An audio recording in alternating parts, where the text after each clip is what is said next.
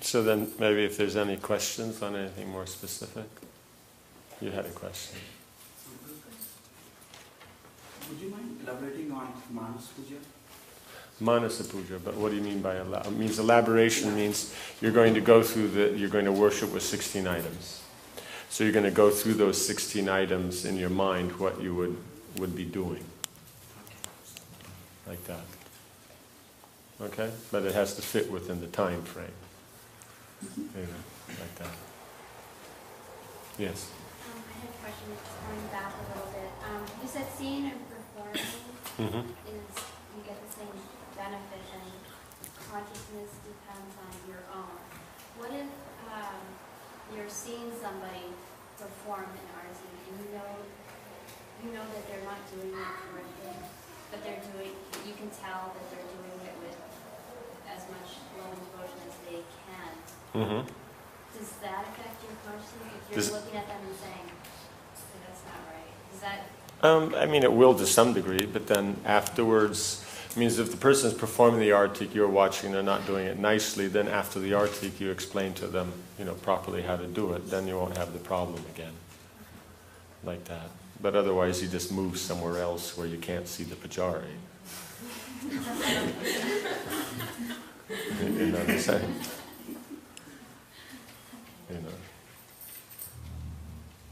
Is that okay? Yeah? Okay. Yes?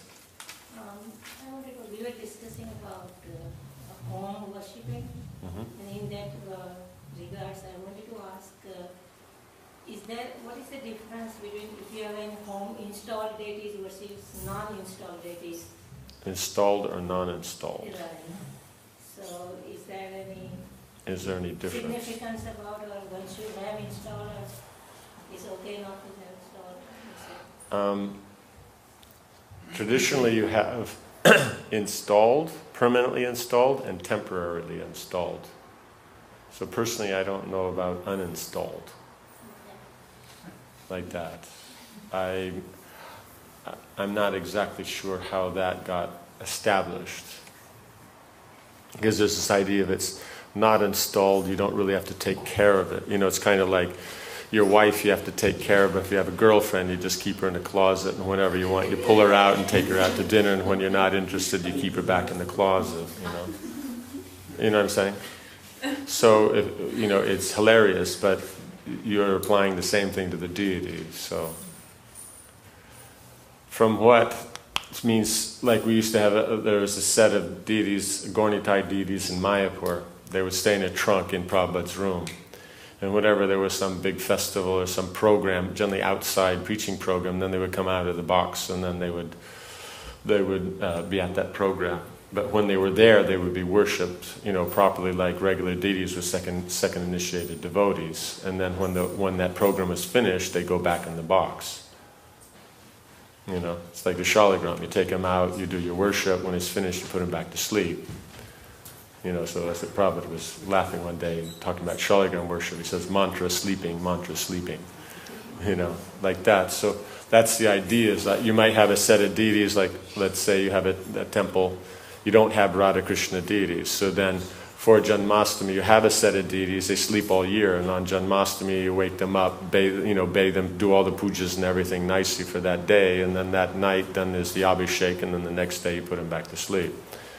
And then you wake them up again next year. So that kind of thing you can do. So they're temporarily installed. There's no formal installation of that, but when you're worshipping the deity, then the full rules apply. Like that. So that's why normally then, if either you don't have the facility or don't have the qualifications, then one worships pictures and stuff like that. That's pretty standard. Like that. Generally there's this idea that, if we install big deities in the temple or people have deities, they'll be more inspired. No, an inspired person worships deities. Not having the deities, then people get inspired, right? We have deities here. Where's the inspiration? You know what I'm saying? So the inspired people do worship. So that's done through preaching, through association, through that kind of a thing. So somehow or another, then it's just become very popular. Everyone has to have deities. Everyone has to have Radha Krishna deities. It's like this. So it's like, like that. I don't have much more to say than that. The point is if they're installed, then there must be a standard that's maintained. You know what I'm saying? Because the point is Krishna's form is non-different from him. So if you have it, then otherwise, what's the meaning of worshipping if Krishna's not there? So if he's there, then you have to follow standard. It's not that well, because he's not installed, I don't really have to follow any standards, because it's still him. Right? Even if one says uninstalled deity, it's still, what's the meaning if it's uninstalled and Krishna's not there while you're worshipping? So if he's uninstalled but Krishna's there, then still some standard must be there. Because in the home, whatever it is that you can establish, that you can maintain, then that's what you should be doing. You know what I'm saying? So it should be set simple enough that you can always maintain it. You know what I'm saying? But at the same time, it's elaborate enough that it actually engages you. You know what I'm saying? It's not that every day I'll offer Krishna one peanut, right? And I will, Prabhupada mentions that, nectar devotion, and I will then, eat very elaborate food and all that. No. Point is if you have a very sophisticated lifestyle, then naturally your deity worship will be more. You have a simpler, it will be more simple. That's the advantage in the home worship is you can make adjustments for your facility. But the point is it's still Krishna, so you can't neglect. You can't just, it's not installed, so if we don't do the puja today, it doesn't matter. And no, like that. Is that whatever you're going to do, it should be regular. Right? Does that make sense? Yes. Like that. So that's the consideration, is that you're dealing with Krishna. So then deal in a way that will actually be progressive. He'll be pleased, you'll be engaged, and then it's nice. Does that make sense? Yeah, Okay. Okay. Yes. Can I ask you? Yeah. So it says that if you have sets of deities and you also If you have sets of deities. You have Radha Krishna, you have God in Deity, and if you also have Shalinam Shila and you worship, if you bathe Shalinam Shila every day, that means you're worshipping Shri Radha Krishna. Is that? It's like Specifically Radha and Krishna. Gaurnitai doesn't and get God in worship. Deity too. Okay. What if there's Jagannath, Baladev, Subhadra? They get worship, they don't get worship. And if Nishingadev is there? What about if it's Baladev, Subhadra, and Jagannath and Gaurnitai, but no Radha Krishna? Then Someone was just explaining that if you have sets of deities and if you also have Shila, if you worship Shila. the Shila then takes all the technical worship that would be done for the main deity is done for the Shaligram. So that means technically if you have the main deities, they don't have to be bathed. But that doesn't mean that they're not undressed, wiped off with a damp cloth, dried, and then redressed. It just means you don't have to do the full bath, because when you have the big deities, you can't do that. So therefore the Shaligram, then the worship is done, then that's done for all the deities. That's why in the big temples they always have a Shaligram. So all the technical puja they would want to offer to the main deity is done for Shaligram.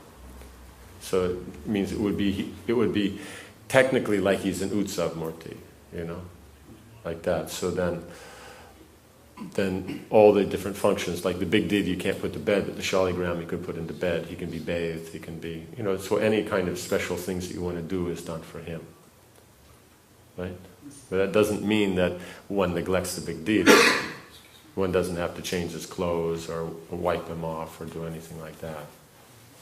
Is that okay? Yeah. Yes. You mentioned that time, punctuality, and cleanliness is important. How to make devotees understand who are in worshiping deities, pujaris, let's say cooks, to cook on the time and bring on the time, or pujaris to what you said, preliminary preparation and conclusion and finishing everything with cleaning everything after it. how to make the devotees understand how is this important that Krishna accepts. It's offering to Krishna. Yeah, it means you explain it to them, and if they understand, then nice, and if not, then you stand there. And while they're cooking, you make them nice and uncomfortable by saying, 20 more minutes. And then come back after 5 minutes, 15 more minutes. It works. Because they'd rather cook on time and have you not there than have you coming and harassing them. I did that once. We had to in Mauritius. The Prime Minister was coming to the temple. They had 20 minutes to dress full-size Radha Krishna deities. They did it in time because he just sat there and, but there I didn't work on 5 minutes. Work on, 1 minute, 2 minute, They got it done. Like that. Because people don't like others always telling them what to do. They'd rather do it themselves. So if they know that you're going to make their life pleasantly uncomfortable, then things start happening on time. Like that. Yes. I have a question along the lines of that, though.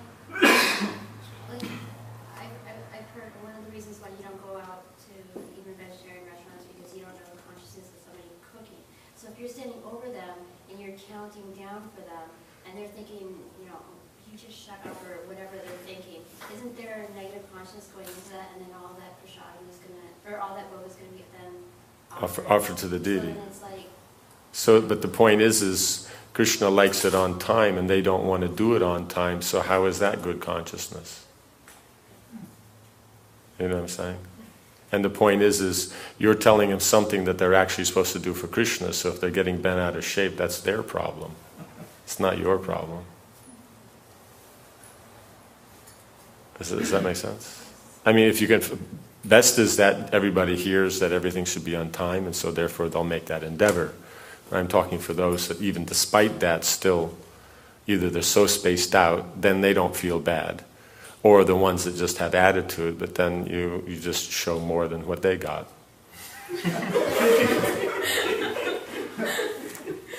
know what I'm saying? Because the ones that are spaced out, okay, because for them it's like, 5 minutes, what they think is 5 minutes is half an hour. It's not that they're just not aware, so when you make it aware, you can, what I'm saying? In other words, it's something that's used temporarily to get something done, and then that's it. It's not a standard. It's not like, sitting around in the Bhagavatam class, you got a squirt gun, and any time someone nods out, you squirt, shoot, these kind of things. It's not something that's permanent. It's used to get an effect, and if it doesn't get an effect, then you have to try something else. If you have to regularly use it, it means still something's wrong. So his point is if they're always half an hour late, then they should start half an hour earlier.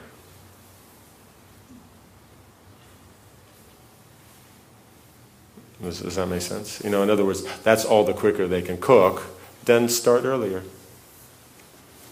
Like that. The point is the offerings and things should be on time.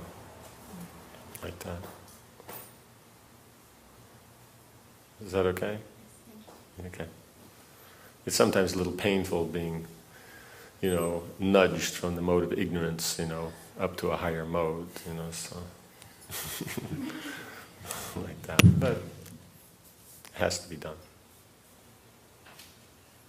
As pleasant as possible you can do it, You can come in and say, 5 more minutes, like that, whatever it is, so then, they can't get too upset, then, it's just,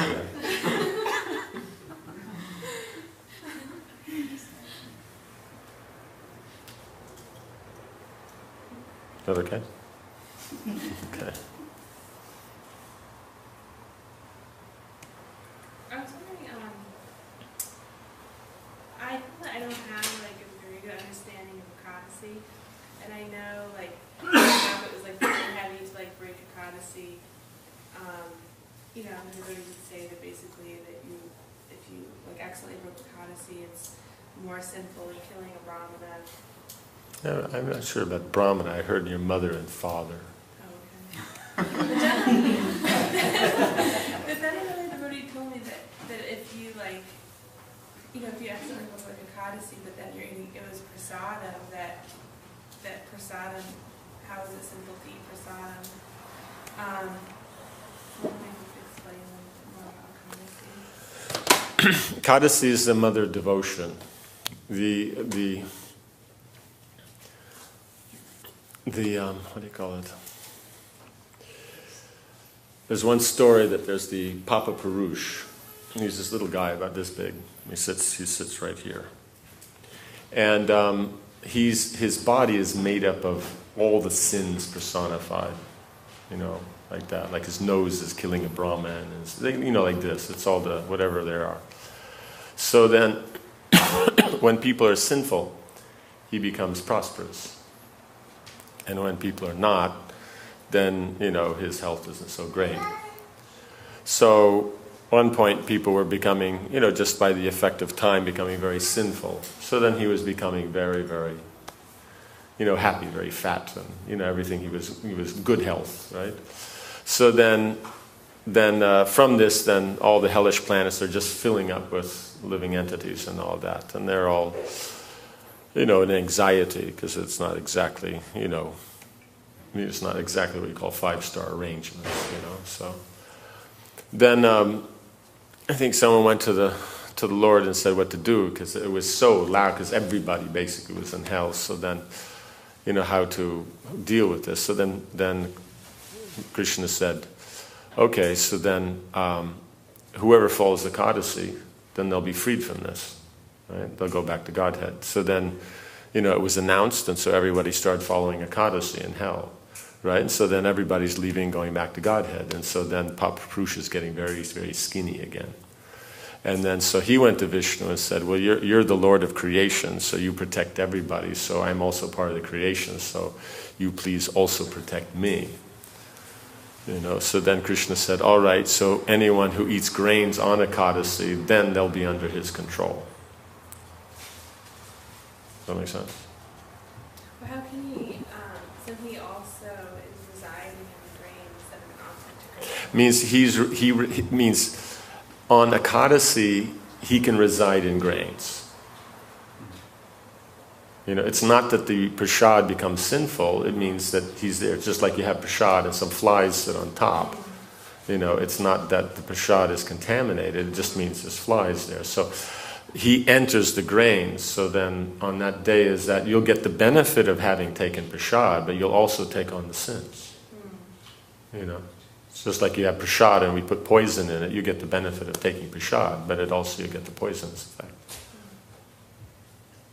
And then sometimes we distribute prasadam with grains, you know, to maybe like to the public on Ekadasi. Better they're taking prasad than not taking prasad, because they'll probably eat grains anyway. But if you could distribute things that are also non-grains, then, you know, then that's a benefit. Because the point is they're not going to be specifically following Ekadasi anyway. So for them, the benefit that they'll get from taking prasad is the point. You know, it's not that you go out and distribute, you know, non-grain things, and then the rest of the day, or before that and after that, they're not going to take grains, right? They're going to, you know, you distribute something, they're going to eat it, and then, oh, hey, let's go out to the restaurant. Oh, we can't go there because today's Ekadasi, we didn't take grains today. You know, so it's not going to happen. So for them, it technically doesn't really matter. You know what I'm saying? If someone's staying in the temple and all they're going to eat is your food, then you feed them Ekadasi food and explain to them what's happening and the vrata and all that. And plus the Ekadasi prasad is always very nice, so they won't have any problem. Because they technically don't know that, you know, necessarily it's not that it means that an American diet doesn't necessarily mean that you have to eat grains. You know, like a kid could eat, you know, how you say, drink his milk in the morning and then eat ice cream and then eat some French fries, and, you know, could go the whole day and follow Ekadasi without planning it. You know, so it's not necessarily that it's, you know, it's not like cultures where they have to have their bread or their rice or, you know, stuff like that, otherwise it's not a meal. So then, you know, it wouldn't matter there, but if it's just general to the public and they don't know, then it doesn't really matter. Does that make sense? does the spiritual master take on reactions if the disciple breaks a codicy? Point it means if someone's initiated, then means reactions then go that direction. Yes. You know what I'm saying? So if it's one thing you don't know, it happened by accident, that's another thing. But if it's just you don't care, then definitely there's going to be some reaction. Because the idea is the spiritual master is vouching for someone that they're qualified, and when they act in a way that's not qualified, then naturally he'll get the reaction. Is there like a tapasya to perform like the... Means like standing on your toes or something, or Well, like my chanting the whole Bhagavad Gita backwards. He used to tell me to follow a Ekadasi another day, but then he said, oh, well, actually just, maybe go and say another chant. The normal thing is you just follow it the next day. Means that the rest of that day you don't eat grains. It's not, oh, well, I've already eaten, so I just know. You just don't eat, and then the next day you follow it properly. Like that. Does that make sense?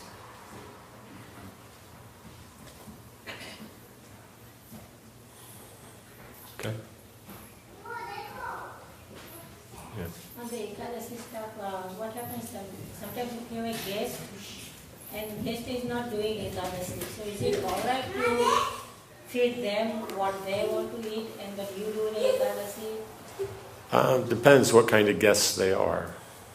It could be anyone from relatives, from friends, neighbors. Yeah, so there's a difference between neighbors and friends and relatives. Relatives you can explain and Yeah, friends like you that. can explain. Like that. But when you are suppose not able to explain, so like you said Atithi, you have to take care of Atithi. Yeah, but in that sense. that you have to see, but why is the Atiti at your house? You know what I'm saying? They know you, they know your culture. So you can explain, and if they are comfortable with that, then you can say that today we don't take grains and all that, so, do you want to follow that with, like what we're doing, or would you rather have this, and then work it out. Also another one question on Ekadasi is that But go ahead. But if you're doing for relatives, then they want to eat their grains, and make the grains and cook for them and do whatever you want, but let them eat on their own. And then when they've finished and everything, then you eat with your family. But they shouldn't say, no, we want to eat with you. Just tell them, forget it. It's Ekadasi. You want to eat the grains, you eat on your own. You want to eat Ekadasi, then you eat with us. Like that. Because we'll feed you like that because you're a guest, not because you're family. Like that. It generally gets the point across. One more question on Ekadasi is that by mistake, you know that Ekadasi is there, but sometimes you forget. You shouldn't wake up in the morning or something. By mistake, you just put something in the mouth. So, what one should do? Follow the remaining day of the Ekadasi? Yes. Okay. Because in any case, just because you're going to follow it another day doesn't mean Papa Purusha's not there. It's his day. And he's not going to go away just because you made a mistake, Okay. The more mistakes you make, the happier he is. So he's definitely going to stick around. Okay. Like that. Yes. And how important is to observe the time, the break Ekadashi fast? How important is it to follow the time? Generally, it's just that's the way it's done, because the Ekadasi, generally would finish by sunrise, and within the first quarter of the day, then you would break the fast. So basically, between sunrise and the first quarter, So it's like sun comes up at 6, and by 9 o'clock. So only sometimes you see the parans will be longer because the Ekadasi Titi runs over into the Dwadasi. All right, so then it says, from 7:45 till 9 o'clock. That means it's Ekadasi until 7:45. That's right. Otherwise, it'll take from sunrise until that quarter. So that's why some of them you'll see it'll be, 5:05 until 9:10, because the Ekadasi is already finished. That's just, otherwise it gives a form. Otherwise, what is your reason for breaking it later? You know what I'm saying?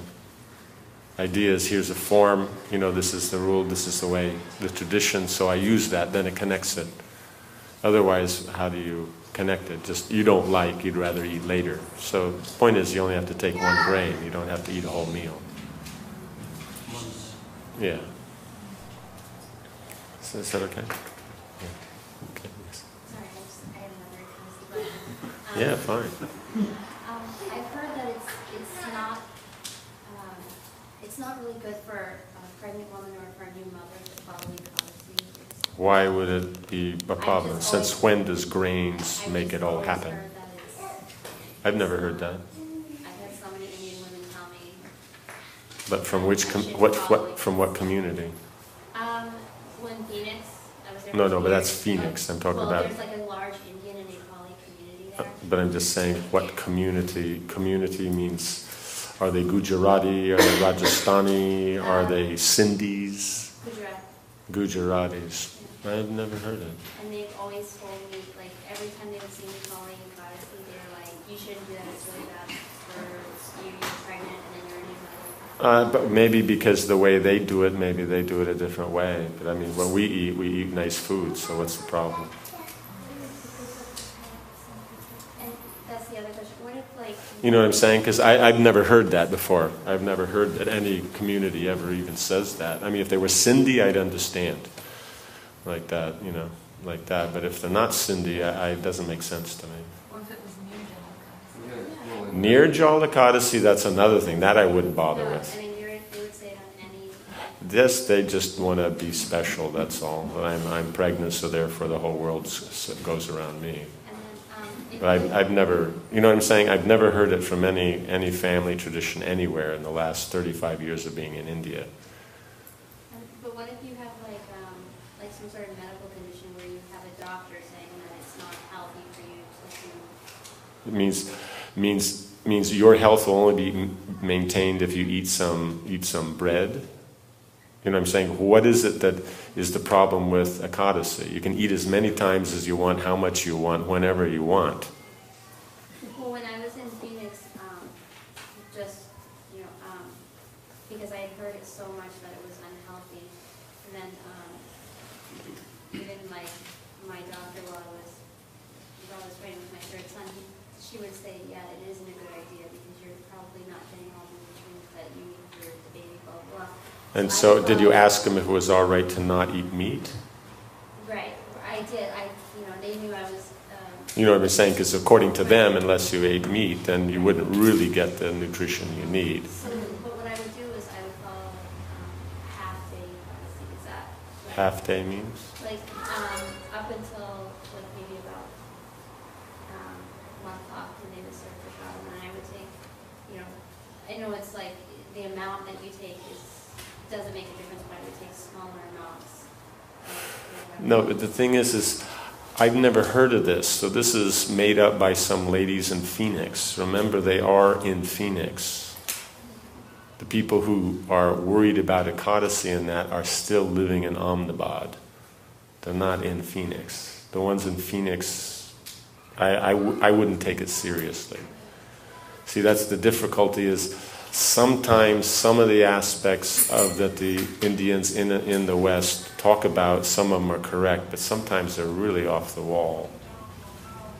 Because the really traditional ones that are really worried about that wouldn't be over here, generally, unless there was a real economic problem. So the point is I don't see what would be the problem. You just have to just see what things you can take nicely that would work. Like that. So I would just say, because I've never heard it before, I've never read it. That means I would, if you're normally eating many times a day, continue that. Don't not eat, don't fast.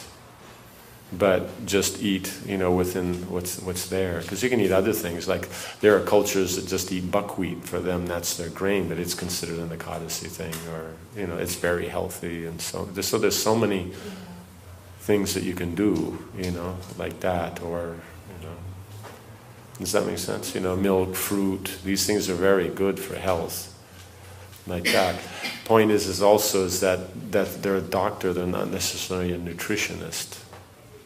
You know, because the nutritionist knows how to get what you want out of what's there. Because there's so much, like spinach has more protein than any grain or even meat, but it has to be mixed with other things to make it balance out. So I'm saying it's easy enough to get what you want, you know. And especially I find it funny that the Gujaratis are saying this, because they're one of the most experts at Ekadasi food, because they have like Navaratra. So, you know, everybody for, 9-10 days, they eat only Ekadasi food. So they got this huge, elaborate variety of fabulous things to cook. Yeah, for 56 bhogas on Ekadasis, no? Yeah. So that's why I was asking, are you sure that they weren't Sindhis? Like that, Gujaratis? And tell them to hand in their card. What do you say, Sindhi? I mean, just... Sindhis? Sindhis are known for being sinful. Like that. It means like back in the 70s, I remember seeing in the airport Sindhi women, drinking hard alcohol and yucking it up with the guys. And this means with their families. Like that. Other places in India, just women don't drink alcohol at all. Now maybe it's popular, but before then it was just their culture. Or it could have been Andhras. Like that. Andhras are also known because they're one of the 12 groups that are sinful. So, like that. I've never heard it, so I don't think it's probably. It's just a matter of seeing that what works for you, you're eating properly and all that, like that. I wouldn't get an anxiety about it. The point is maybe don't do a half-day fast or don't not drink water. Just eat regular, but it's just that you just follow the Ekadasi. Does that make sense? Like that, yeah. Okay. Can you say something about worshipping deities in the temple and at the same time balancing those activities with, preaching and studying other things, especially in a temple where there's very few devotees living in the temple and it's difficult to take care of the deities? How to balance between taking care of the deities and the preaching and all that. Means you have your standards in your temple, so you maintain those, and then you do whatever preaching you can around that, or have a fewer devotees take care full time, and then others then can be freed for preaching. You know what I'm saying? So if it comes down to you only have a couple of hours and you can never really get together, do much nice in the preaching, then have a few less people do more, all the puja. And then others then would be freed so they can go out and actually do some proper, preaching. But at the same time as you have it means that's one thing if you're starting new, but if you're starting new, generally you wouldn't have deities. But if you have deities, generally means that there's a big community out there of people who used to be in the temple and used to worship the deities. So then, try to inspire them. Why aren't they? And so in that way, try to involve them. Is it ever seen that the established worship is reduced? Is it ever seen that the established worship is reduced? The point is when you have hundreds and hundreds of devotees, why would it be acceptable? You know what I'm saying? It means if it's practical like that, but then based on what will you reduce it? You know what I'm saying? How will you judge how to reduce it? So unless you know the deity worship, how would you? You know what I'm saying? Better that you do less numbers of time of worship and maintain your standards of who is worshiping, than keep the full schedule and drop the qualification of those who worship. You know what I'm saying? Yeah. Like that. Because any time that there's been temples that have had less worship, like they go out and preach all day, so they do the Mangal Artik and the evening Artik, and I'm not sure, I think someone would be back and cook it at noontime. But that was it, they didn't do anything else. But still the second initiated devotees. With this idea of maintain full worship and have first initiated devotees or uninitiated do the cooking and that's not a standard. You know what I'm saying? It brings up another question. I've heard different people say, I mean, there are certainly temples where there is this situation where, you know, uninitiated people are cooking, or usually we find that they're cooking, but I've heard, I think it was Tamal Krishna Goswami said, actually it's better that you have the Brahmins cooking and uninitiated devotees doing some things on the altar, not dressing the deities, but maybe there's some things that... I've never heard that, because why they would be inside? What's their qualification? The point is it's qualification. That would be just like,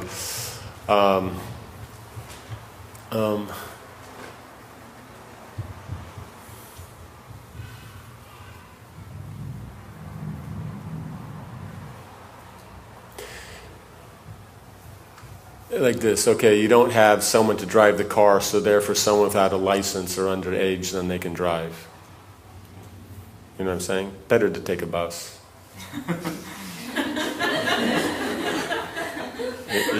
You understand? Yeah.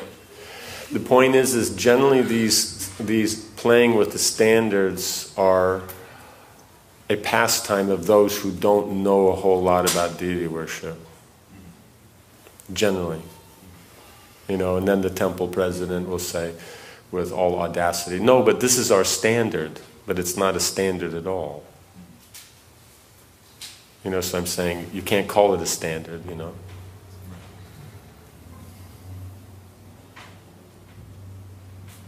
You know, does that make sense? So it's like, you know, we take an old cabbage leaf and sprinkle some, you know, how you say, some sugar on it, and then say, well, this is our standard. It's not food. You know, don't try to fool us. You know.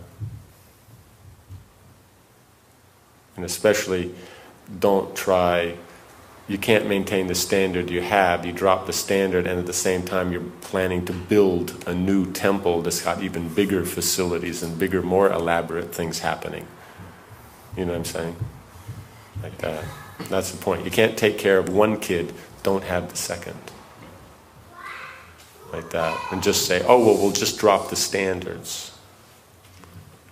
You know, we'll only take care of the kid half the time. That way then we can take care of both kids. You know what I'm saying? We won't do, in other words, we don't drop the standards in our own life. You know what I'm saying? Not exactly. I mean, Devotees aren't working part-time, living in a smaller place, you know, so that they can do service at the temple. No, they just live their life, and if they have no time for the temple, that's just the way it is. So, therefore, how can they make these statements that therefore will drop Krishna's quality of life? You know what I'm saying? So you have to be very, very careful about this. You have to be practical. But then you're saying is that if a temple is dropping a standard, then that's all the better it can do. So by dropping it, then what are they doing to improve it? If it's just like, oh, this is the way it is, and that's what we got to live with, or it's a matter of, you know, we're going to preach and correct it. You know what I'm saying? Or if they simplify the standard, then it's a matter of, then they're going to put more into preaching. Because the idea is we preach. Then deity worship is to help in that. But the point is it's not that we reduce the puja and we don't increase the preaching. That would be, then what's the meaning? Why is it a temple? You know? Is that okay? Is there such a thing as historic or local standard? Let's say this book was written not in the very beginning of the movement, and there were other Krishna deities like here installed much longer than this book existed. I mean, this book was written. This book was written. Pancharantra Pradipa, I mean. So deity worship was done according to what Prabhupada told, some senior devotee told. Yeah, okay. And then they say, well, the book came out, and then, well, it's not in accordance with what we have been doing up until now, so it can be changed. Like senior devotees, of course, they attach to how things done, like how many circles you offer, who you offer. But how many circles is not the problem. The problem is that are you worshiping Krishna by going through the spiritual master? Because that's what Prabhupada gave. Prabhupada's artik was, you go through the spiritual master and the acharyas, then you worship Krishna, then you come back down. So if they don't have that, then they shouldn't claim that that's what then they shouldn't claim that our standard is older and it's given by Prabhupada, because it's not. You know what I'm saying? So I said this is as an example, but I don't remember exactly, but if there are any other differences between... Those are details. Those are details. So what does You know, that this temple cooks, 3 subjis, that temple cooks 2 subjis, that one cooks 4 subjis. That's not the problem.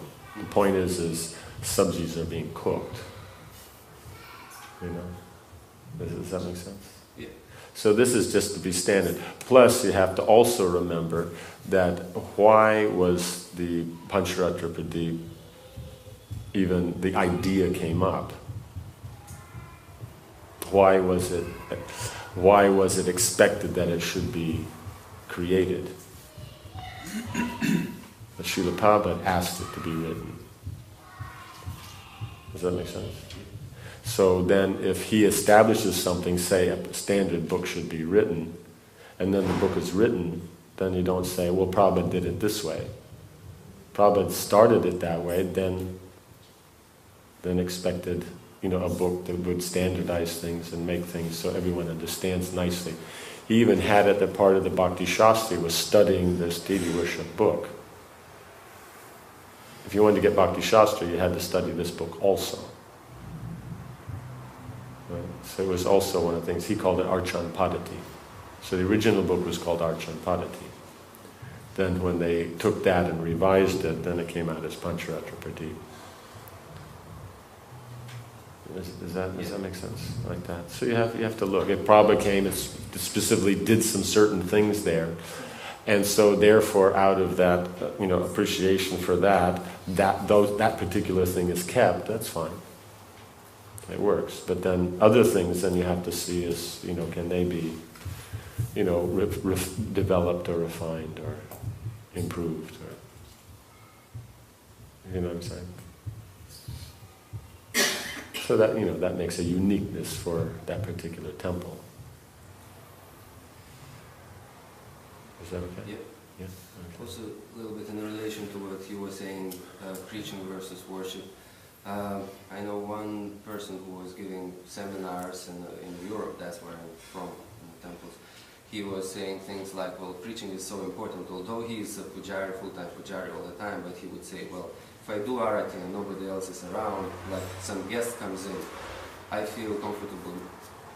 No, the rule is you have to stop the arati and go take care of it. It doesn't mean that you're not going to finish your worship or take care of the deity. It's not that, we stop worshiping the deity and taking care. Yeah. The point is the temple is meant as a center for these things, like that. That's why it was, Prabhupada had these standards of how many people, how much regular and everything like that, so then you would establish worship, right? Because then you would keep the preaching in the forefront. Somehow or another in the 80s it became very popular. It was the sign of a good presidency that you had a temple that had 3 altars. The Prabhupada had 3 altars in like Vrindavan, Bombay, but New York only had 1, LA had 3. London had 2, but you had to have 3 altars and this and that, and then they establish all that, but they don't have the people to take care. So it was more of a prestige element rather than actual understanding. Does that make sense? But the point is Krishna's been invited, so then we need to take care. It's not that devotees aren't there.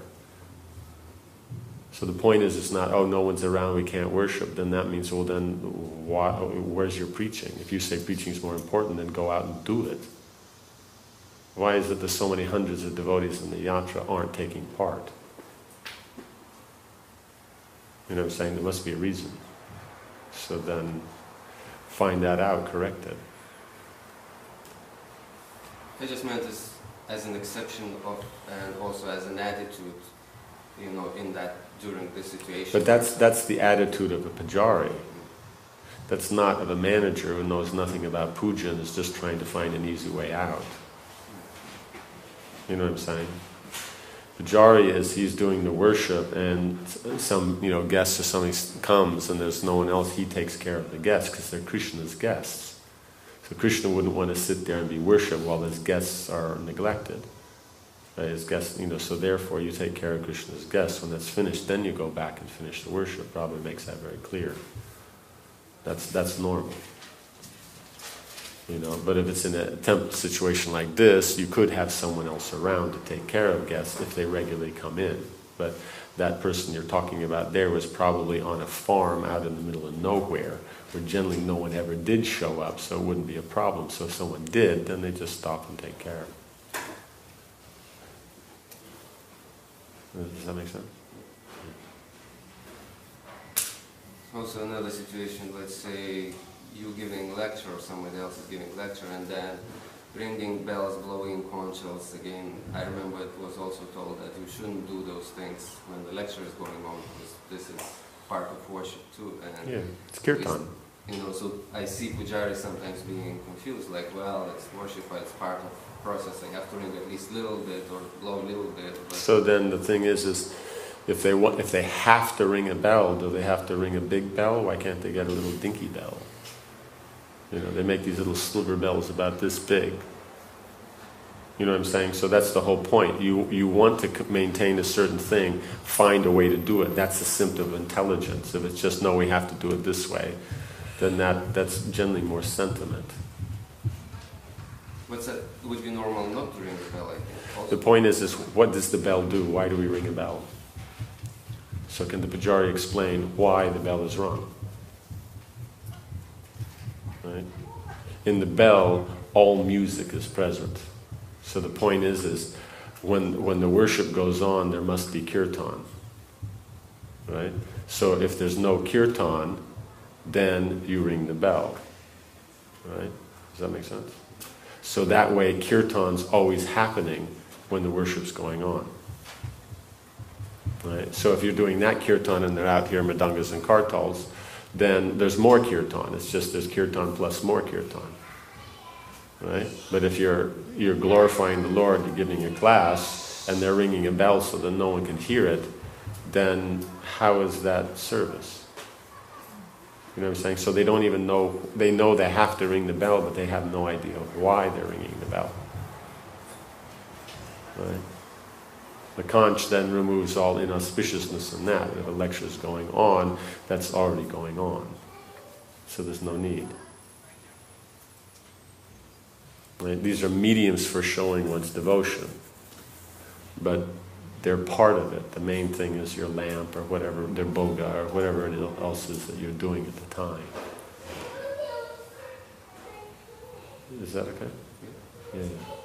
So in other words, maturity is required, not expediency, or ritualism. So that's generally your problem is the pragmatic minimalist and the ritualistic, religionist. And they sit there and fight like cats and dogs. But they both basically miss the point.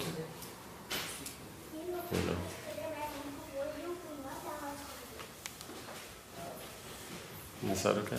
Yeah. Yeah? Okay. Something else? Yes. I have a question about the offerings on the altar. As far as I remember, for the last 30 years, the Boga plate for Gorni Thai had 3 puris and 3 sweets. And for Radha Krishna and Radha Gopalala had 2. And then for Jagannath, 4. And then for 2. And then for Jagannath Baladev and Subhadra had 3 each. And recently it's been changed. They have taken away the 3rd one for Gorni Thai. And my understanding was that it was for the Guru and that it should be there. So somebody explained something I couldn't even understand why it wasn't there, but I wonder if you could explain. I wouldn't have any idea why they would have taken it away. It means if it's a standard, that's the way it's been. Always the best thing is these things are written down. Yeah. so that whatever it is, the pujaris, they know what the standard Well, the is. temple president called it an erroneous historical practice. But the thing is, but then there has to be a reason why that would be there. It's just a matter of, There is a reason. yeah, but then it All the would, pujaris know what it is. yeah, but if the point is it was for Gornitai and the spiritual master and went for Prabhupada, then that's not a problem because Prabhupada's still there. You know, you could even consider, say, Bhaktisiddhanta Saraswati Thakur, it was erroneous because he only offered 3, they should have put 4. You know what I'm saying? But so they just have to, basically if there's nothing wrong in the old standard, then there's no need to change. If there was something, actually, there was some misunderstanding. Well, there was, You know what I'm saying? It's just like you have some of them use the thing and they use the Riyam Ram Tum on it, and so then they sprinkle water. It's supposed to be prokshana, which means a super light sprinkling of water. It means you put something on the hand, it goes out through the ends of the finger. That's what makes it a prokshana. It's not a dribbling. Prokshana means this goes on here, and then when you throw it like that, it becomes a super fine spray of water. Someone will take the conch directly and sprinkle it on everything. So you have, you know, your sandesh sitting in there and 1/8 of an inch of water and stuff. That's an erroneous practice. That they're using that ritual, that's not a problem. But how they're applying it, that's so that you could correct even if they've been doing it for 30 years.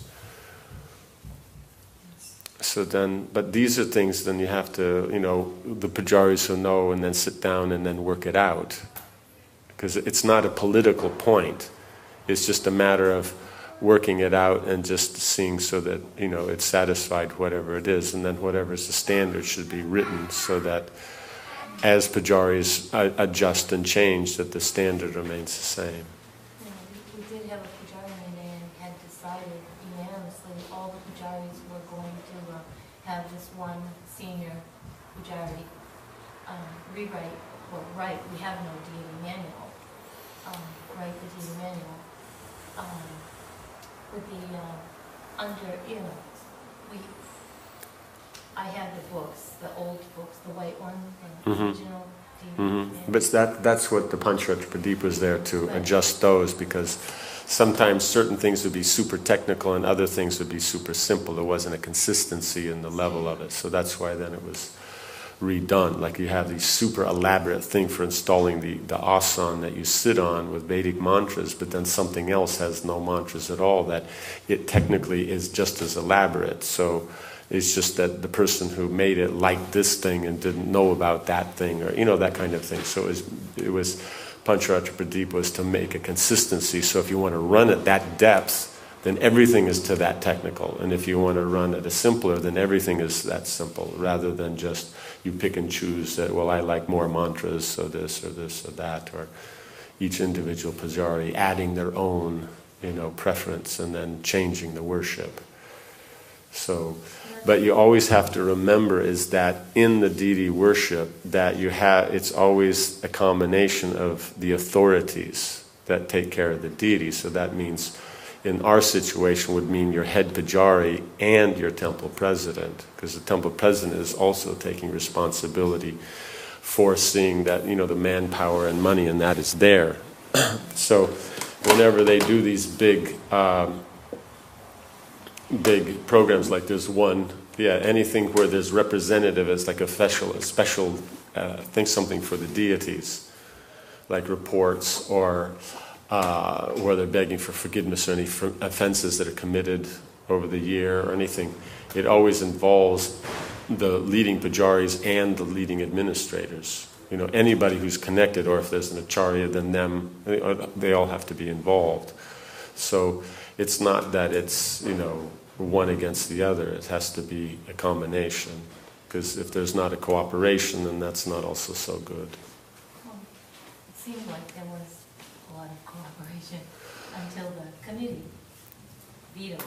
Yeah, but the point is the committee has to understand what is the process of worship and the process of responsibility. Yeah. You know what I'm saying? So then, like that, then you have to work it out. But it has to be, it's not a political thing. It can't be that, you know, someone's on the committee, so therefore, you know, that's all, you know, how you say, what they say is it, and everybody else, it doesn't matter. Or someone who's not on the committee, then they have to, you know, it's a matter of working something out that works. There has to be a cooperation, there has to be maturity. Is that okay?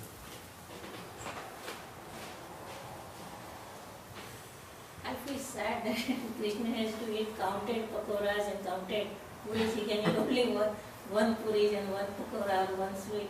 Why this has come as a counted things to put on a bhoga plate? Because just put more, you know. Because everybody who made these standards, none of their mothers were Indian.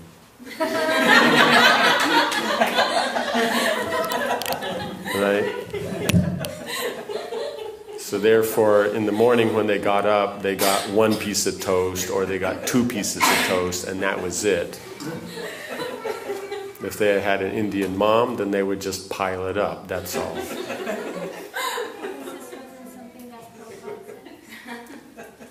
Say again? Means it's, in other words, if you say there's going to be 4 puris there, then you know that there's not going to be 3. That's the problem. Oh, you can put more. Is it important or not? So I still don't get from your answers. I mean, you See, the whole point is like this. I'm not going to be used as the point on the spearhead for anybody's politics here in this temple. I understand. I'm talking Pancharatra. I'm not talking politics and who's in charge and who's on a power trip. Okay. So therefore, it's a matter of, you know, understanding what are the principles of deity worship, and then in a mature state of mind, working it out, not who's in charge, who's bigger, who's fatter, who's stinkier. You know, like that. It's a matter of, you know, we're talking about the deity here. So the point is what's wrong if there's a sweet for the spiritual master? It's not a big deal. You know, unless they can explain philosophically why it's not needed. Well, after going to Thai eat, he gets it anyway, so he ends up with 2 anyway. But then, if there were 3, he gets 3. You know, so you want your spiritual master to get less, or what it is, or, you know what I'm saying? There has to be some reason. It has to be clear, and the devotees are satisfied. But she was saying that supposedly it shouldn't matter. I mean, you can put, you know, one pujari likes to put more, he can put more. But you can put more than what the thing is, but you can't put less. So the point is there, it can be more. It's not that it has to be this. So that this is the difficulty when you ritualize something like washing your feet after going to the bathroom. That, you know, it just doesn't soak in. You know, but something like, you know, fighting over until the death over, you know, it's 2 puris or 3. You know, that will go on, you know. Probably gives the example those 2 people fighting over something, and one was saying it's 2 and the other one was saying it's something else. And so the fighting got so pitched that the one person took the other and threw him into the river, and he can't swim. So as he was drowning, then just before he drowned, he stuck his hand out of the water and went 2. You know. So Prabhupada's already made that point, is that the point is it's like this. The mother wants to see him eat as much as possible, so however many puris you can get on that plate, that's how many she's going to put, because she wants to cook that many. But most cooks just go in and you have to cook 4 puris. They're only going to do 4 puris. In fact, if it was 2 puris, they'd be happier. You know what I'm saying? So that's why I made the comment, is their mom wasn't an Indian mom. Otherwise, it's how much they can stuff into your face, all the better. You know? Does that make sense? So the point is that you put a nice amount. You know, in other words, how much someone would eat, that's what you're putting. You know what I'm saying? So that would be the normal thing. Also, it also depends upon what size your puris are. You understand? Oh yeah, get out the This puri is 1 millimeter smaller than this other. I'm sorry, Prabhu, this is 2 millimeters too big, this puri. Take it back. No, Boro, but that's only on this side. See, it's a little bump here. Okay, get up, cut it off. Okay, there you go. So it's like, it's like this also. As much of the time we cook big puris, which are like Bengali puris or some of these others, they're big. So therefore you would put less of those. Possibly Mataji was making the comment as Gujarati. They never make a puri bigger than that. So for them, 2 puris is nothing. You know what I'm saying? But if the puris are that big, that's equal to like 8 of the Gujarati puris. So then she might be happy. Okay, then there's getting enough. 8 puris is enough. You know what I'm saying? So that's also going to be a thing you have to see what that means when you say 1 sweet. What is the size of that sweet? So if it's a big, like this big, like that. So, okay, where is it? I think it's a Nathdwar. The ladus are that big. So other places they'll be smaller. So you'd have to also judge. Point is how much a normal adult would eat. That should be on your plate. That's the thing, Regular size, I think before at one time, because Radha Krishna were very small, so they make them little dinky puris and little dinky everything. And Prabhupada said, no, you offer a normal plate, the full amount, how a person would eat. Does that make sense? So can I assume that, for example, if it's not in Pancharatra Pradipa, it could simply be determined by the local authorities? That's right. But they have to understand the principles on which they're judging. In other words, you're feeding a person. How much would the person eat? Don't give Krishna 2 puris and you're eating 6. Right? If those puris, no one can eat more than 2 of them, then you give 2. You know what I'm saying? If that's a standard, except for Bhakta Jose, of course, he eats 20, but that's another thing. We're talking about, most devotees. So if 2 puris is a normal adult amount, then that's what you give. If it would be 4, you give that.